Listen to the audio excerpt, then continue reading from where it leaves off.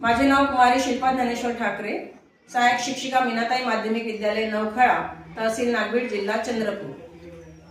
आज मी आपल्या समोर शिष्यवृत्ती घटकाचा विषय गणित वर्ग 5वा यामध्ये गणित विषयाचा घटक भूमिती घेत आहे।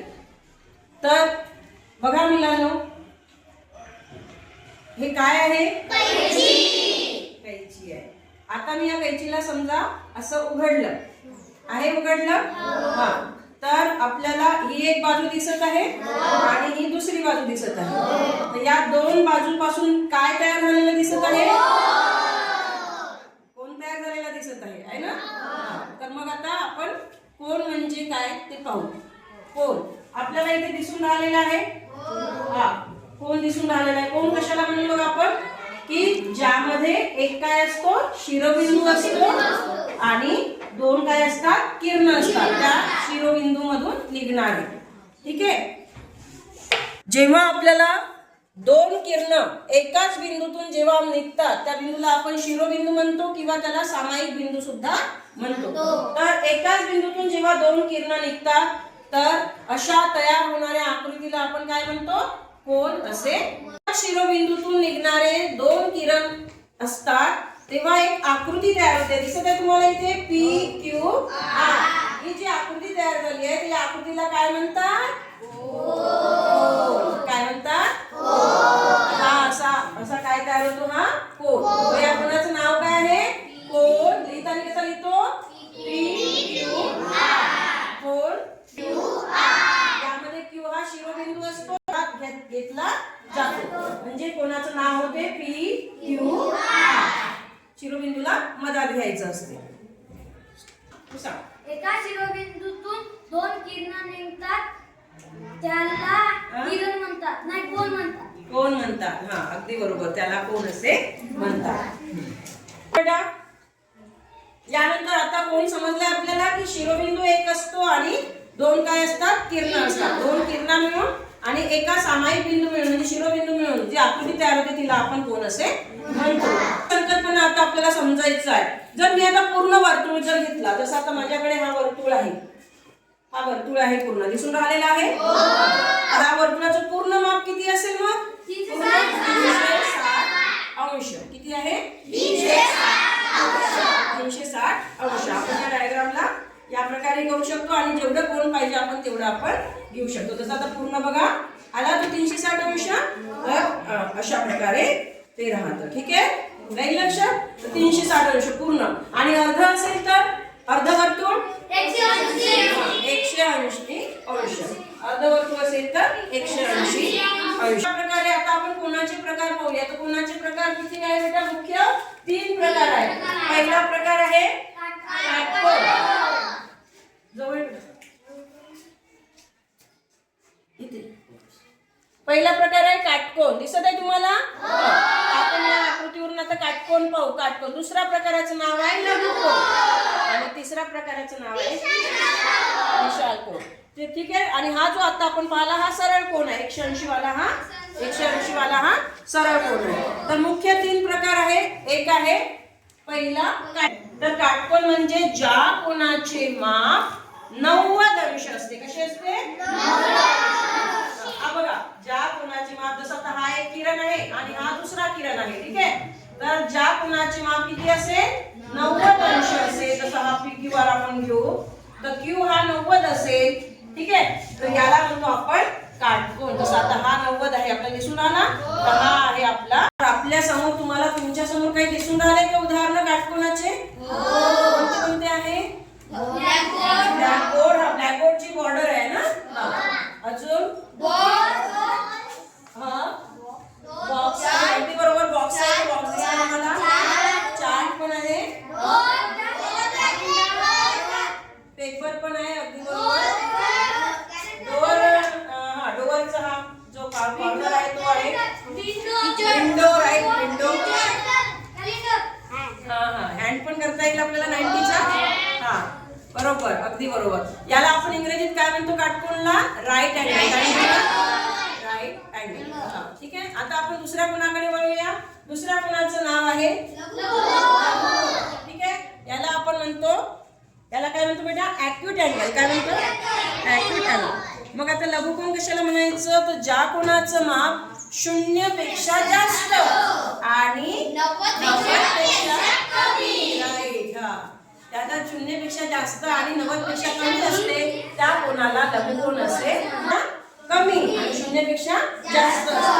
अजून कुठे दिसते का तुम्हाला उदाहरण लघुकोनाचे? ही 90 पेक्षा कमी आणि 0 पेक्षा जास्त. दोन रेषामध्ये जो कोण आहे तो काय आहे? 0 पेक्षा जास्त आहे, 90 पेक्षा कमी आहे. अजून कुठे दिसत आहे का तुम्हाला? अजून सभोवताली कुठे दिसत आहे का? बोटाच लघुकोन आहे ना? दोन बोटामधील अंतर हा हातामध्ये लघुकोन. अजून घड्याळांचं हा पायांचं.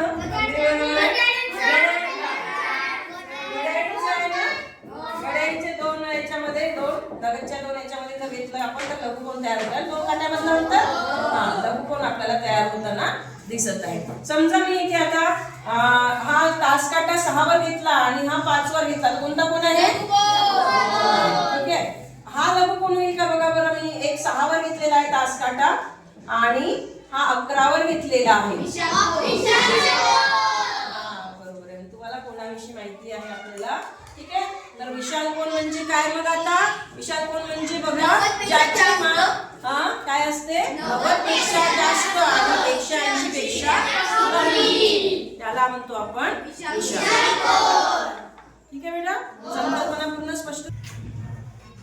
पहिला प्रश्न आहे बघा, पूर्वी आलेले शिष्यवृत्ती परीक्षेत आलेला प्रश्न आहे. 2020 चा आहे. 2020 या परीक्षेत आलेला आहे. पुढील आकृतीत कोणांची संख्या मोजा. ही आकृती दिसत आहे तुम्हाला? अशा आकृती तुम्हाला दिलेल्या राहणार. तर याची कोणांची संख्या मोजायची आहे. तर याचं सूत्र असते. मी तुम्हाला ते सूत्र सांगते की कसं आहे. का आकृती कशी दिलेली आहे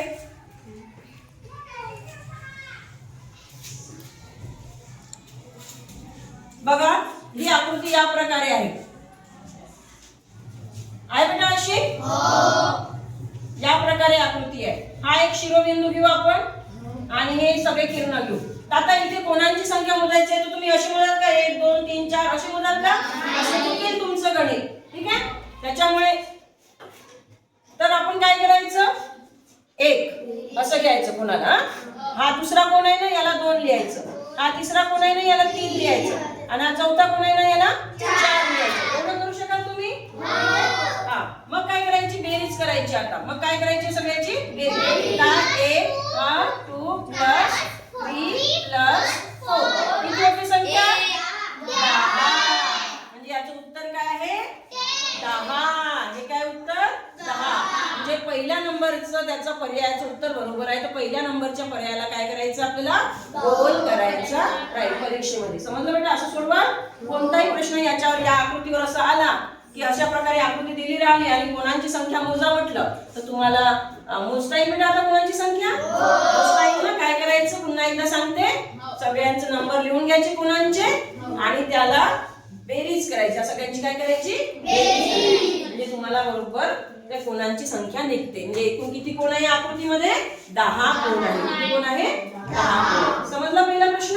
हा 2020 ला आलेला आहे शिष्यवृत्ती परीक्षेमध्ये. ठीक आहे. त्यानंतरचा दुसरा प्रश्न पहा. 2018 ला आलेला आहे. घड्याळात 4 वाजले. आता याचं उत्तर तुम्ही मला सांगायचं आहे. हा प्रश्न आहे हा. घड्याळात 4 वाजले आहे. घड्याळाचा तास काटा आणि मिनिट काटा या दोन्ही काट्यामध्ये कोणत्या प्रकारचा कोण होत आहे? कोण सांगेल मला? हा कोणाचं नाव? कोणाचा प्रकार? हा आर्यन. विशाल कोण? अगदी बरोबर. विशाल कोण. आर्यनने अगदी बरोबर उत्तर दिलेलं आहे. बघा घड्याळात किती वाजले? आपण घड्याळ घेऊ. ही या घड्याळात बघा. ही घड्याळ आहे आपल्याकडे. या घड्याळामध्ये आता काय करू आपण?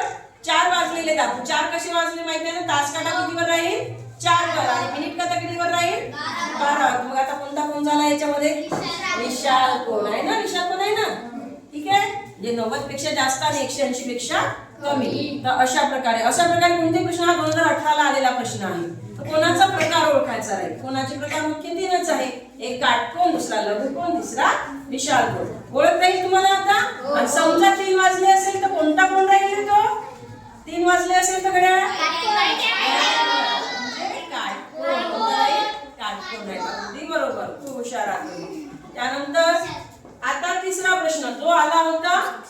2021 ला 2021 ला आलेला प्रश्न आहे.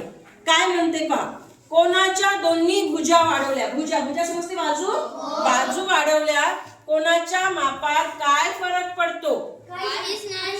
काहीच नाही पडत ना, कारण की कोणाचं माप काय राहते, लोक काय ऑप्शन लिहा. पहिलं आहे कोणाचे माप वाढते, बरोबर आहे का? नाही. दुसरं आहे कोणाचे माप कमी होते, तिसरं आहे कोणाचे माप तेवढेच राहते. हा तिसरा ऑप्शन येणार, तिसऱ्याला गोल करावं लागेल. चौथा आहे कोणाचे माप दुप्पट होते, हाही चुकला. ठीक आहे, म्हणजे सगळ्यात योग्य उत्तर कोणतं आहे? तिसरं आहे, म्हणजे कोणाचे माप तेवढेच राहते. मग तिसऱ्याला आपल्याला काय करायचंय? गोल करायचं आहे. आता हे झाले पूर्वी आलेले प्रश्न. ठीक आहे, या घटकावर, या उपघटकावर आधारित कोण आणि कोणाचे प्रकार. आता अजून कोणते प्रश्न येऊ शकतात परीक्षेमध्ये ते आपण घेणार आहोत. त्याचा आहे संभाव्य प्रश्न. शिष्यवृत्ती परीक्षेतील संभाव्य प्रश्न, येणारे प्रश्न. कोणते प्रश्न येऊ शकतात त्यातला पहिला प्रश्न. आता याचं उत्तर तुम्ही सांगायचंय मला. पुढील आकृती, थांबा मी आकृती काढून दाखवते तुम्हाला. क्यू या शिरोबिंदूतून किती कोण निघतात? काय बरं सगळ्यांना सांगायचं. हा हा हा हा, त्याला नाव दे ना. हा 1, हा आणि हा 2. 1 + 2 दॅट इज 3. अगदी बरोबर, शाबाश. इकडे बघा. हा छान. किती काढलं, किती कोण निघतात क्यू मधून?